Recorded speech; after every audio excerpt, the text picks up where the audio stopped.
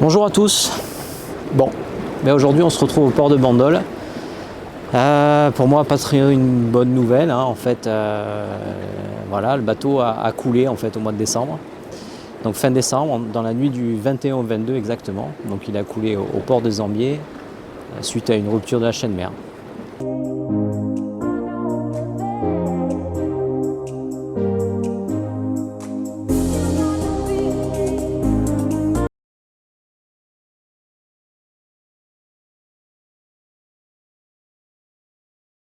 Donc le bateau a été rapatrié sur Bandol, parce que comme c'était Noël, il y avait très peu de ports ouverts et ayant la capacité de le mettre à terre rapidement. Donc voilà, donc au début je me suis posé la question, est-ce que je fais une vidéo, est-ce que j'en fais pas Le moral n'était pas trop là non plus, je vous cache pas. Et finalement je me suis dit que ça pouvait être assez intéressant parce que le but c'est de faire un retour d'expérience. Alors on voit pas mal de vidéos de navigation, etc. Donc c'est vrai que c'est super sympa. Mais néanmoins des fois il y a des trucs qui sont un peu plus compliqués, il se passe des choses un peu plus compliquées en navigation. Ou pas en navigation d'ailleurs, même au port, même à terre, enfin même au port. Ouais. Et donc je pense que c'est quand même assez intéressant de voir comment ça se passe. Parce qu'il y a eu pas mal d'échanges, il y a eu des trucs des choses faites avec l'assurance, il y a eu des choses faites avec le port, il y a eu des choses faites avec l'expert, il y a eu des choses faites avec le port de Bandol, etc. Il y a eu des choses faites avec une société de renflouement, avec une société de nettoyage. Et je pense qu'en fait, finalement, ce retour d'expérience, ça vaut quand même le coup. Parce que ça peut arriver. Et je vais vous donner, moi, en fait, plus ou moins tout ce que j'ai fait ou tout ce que j'ai eu à faire. Et j'ai appris quand même plein de choses, en fait, dans le cas où ça arrive. Donc voilà, donc je pense que c'est intéressant pour vous que je fasse un retour d'expérience.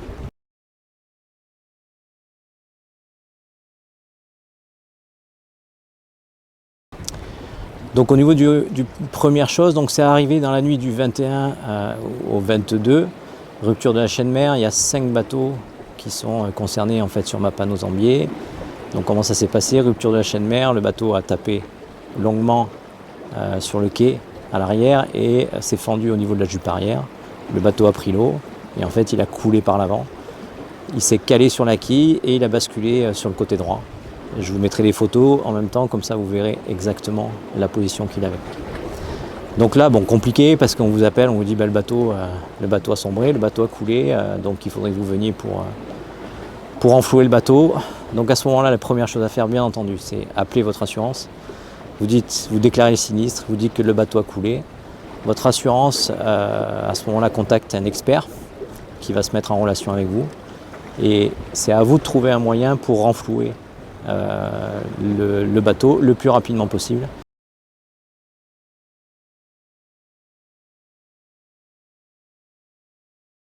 Et de faire en fait l'ensemble des actions qui pourront permettre potentiellement de récupérer le bateau. Donc, on est d'accord, c'est la fin de l'année. On est dans la nuit du 21 au 22. Le 22, on apprend qu'il y a le bateau. Il y a un petit peu de vent, donc globalement, on pourra traiter le renflouement du bateau que le 23. Du coup, on trouve une société de renflouement. Je vous mettrai le lien parce que vraiment, la société a été au top. Très pro, très réactif, vraiment parfait. J'ai vraiment rien à dire. Donc très bon contact, tout de suite il faut avoir des devis, on envoie les devis à l'expert, parce qu'à ce moment-là l'expert prend le relais par rapport à l'assurance. Et donc là il y a des échanges qui se font, on essaye d'aller vite, donc en fait on a eu un devis, on l'a envoyé à l'assurance, il a considéré que le devis n'était pas abusif, et donc on a fait le renflouement.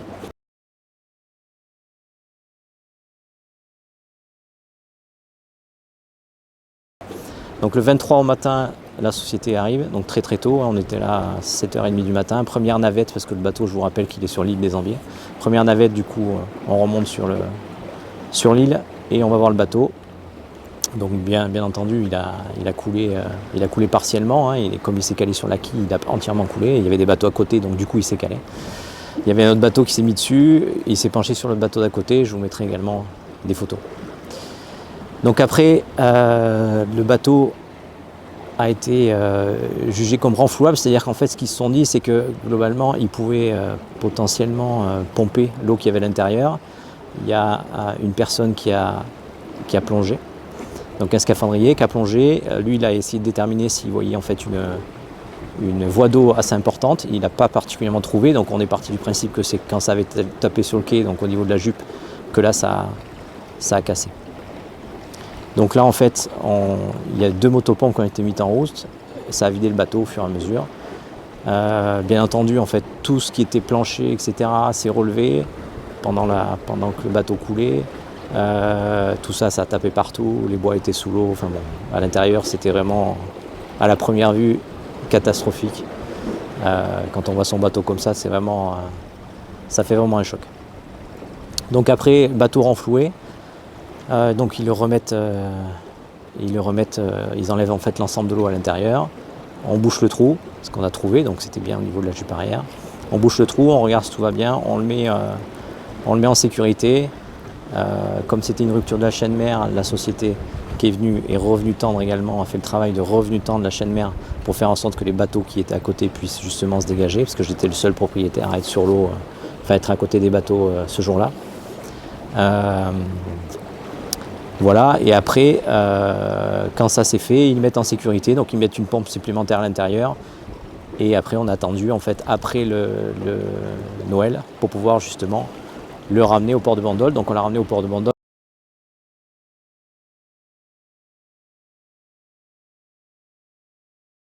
Donc ce qui se passe également, ce qu'il faut penser, c'est que au niveau du moteur, il faut faire une action pour faire en sorte qu'on puisse potentiellement le réparer. Donc ce qu'il faut, c'est donc faire ce qu'on appelle une mesure conservatoire au niveau du bateau. Donc il faut enlever l'huile à l'intérieur, tout ce qui est liquide, l'eau, le démarreur et l'alternateur. Donc ça a été fait par également un professionnel. Et le professionnel a remarqué que le bateau tournait encore, donc il n'y avait pas d'eau qui était rentrée dans les cylindres. Ils ont rempli d'huile, ils ont enlevé ce que je vous ai dit. Donc après, ça c'est les premières mesures et ils ont mis du stop sell en fait sur l'ensemble du moteur.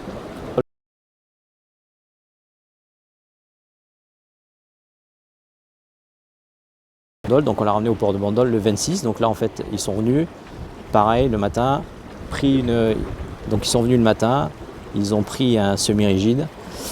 Ils sont venus tirer, mise en sécurité, ils mettent un groupe électrogène à l'intérieur pour pouvoir démarrer une motopompe au cas où il y a une voie d'eau plus importante.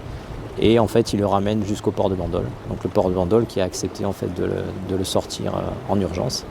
Donc c'est ce qui a été fait, ils l'ont sorti en urgence. Voilà.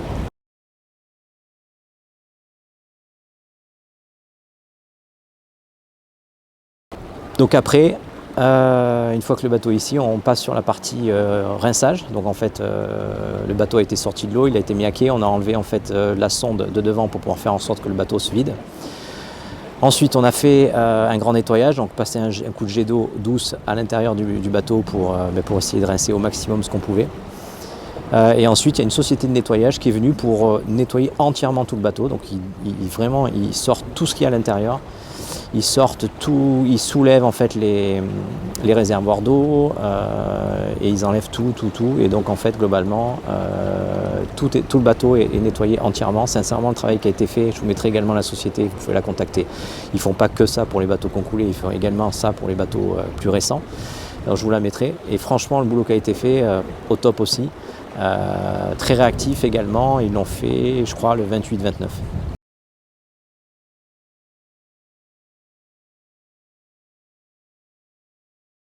Et ensuite on passe sur la phase, donc ça c'est les semaines qui ont couru sur le mois de janvier, sur la phase évaluation des travaux, pour savoir si justement le bateau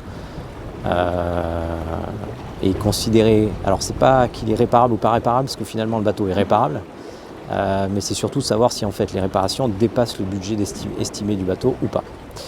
Donc là c'est encore une autre situation, votre bateau quand vous l'achetez neuf, c'est facile, il est neuf, donc en fait il n'y a pas de souci. Après quand vous l'achetez d'occasion, là c'est le montant que vous l'avez acheté, mais il faut qu'il soit valorisé à ce montant-là. C'est-à-dire que le jour où on vous le si l'assurance rembourse, c'est une valeur, ce qu'ils appellent la valeur usuelle.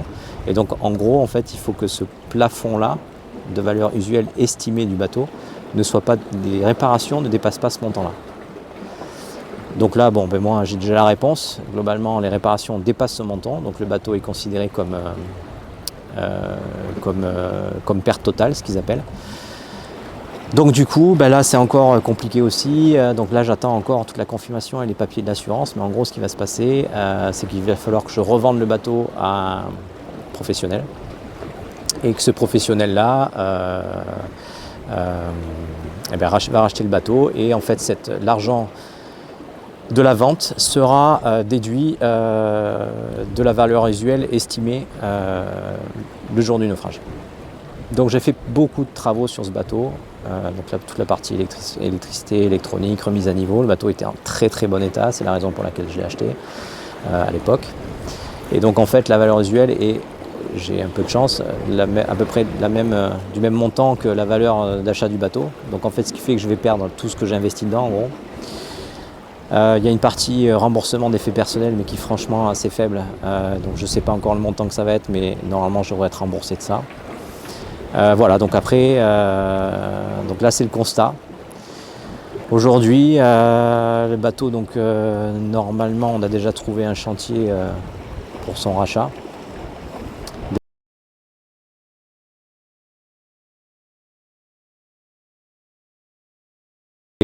Donc après ce qu'il y a à l'intérieur, bon, mais tout flotte, hein, donc les papiers, etc. Donc première petites erreurs de ma part, les factures, les papiers du bateau, tout était à l'intérieur.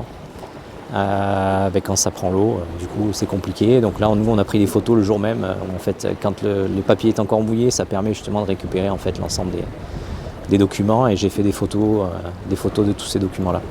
Ensuite, bien sûr, tout ce qu'il y avait à l'intérieur, donc la vaisselle, etc., etc. La partie électronique, dont j'avais la télé, tout ça c'est mort. Le Chromecast c'est mort, toute l'électronique est morte, tout le courant fort est mort, tout le courant faible est mort. Le 12 volts c'est mort, tout ça, tout est mort. Donc là il faut tout changer. Je vous rappelle que alors j'ai pas fait de vidéo, mais en fait j'avais fini la partie électricité une semaine avant. Tout était fait, tout était terminé. J'avais mis tout du Victron entièrement, changé les panneaux solaires, ça je vous en ai parlé, MPPT. J'avais mis un Global Sync Victron pour pouvoir avoir les infos en temps réel. J'avais mis des chargeurs de quai, des chargeurs DC-DC. Enfin voilà, toute l'électricité marchait, fonctionnait. J'avais mis également une batterie 180 ampères Ultimatron toute neuve. Donc elle est morte aussi. J'avais changé l'alternateur une semaine avant. Lui aussi, il est mort bien entendu. Et j'avais ma Delta Pro qui était à l'intérieur, et bien sûr elle est morte aussi. Voilà, donc en fait en gros tout ce qui était à l'intérieur c'est terminé. Donc ça c'est des choses qui sont à refaire quand le bateau sera réparé. S'il est un jour réparé. Voilà.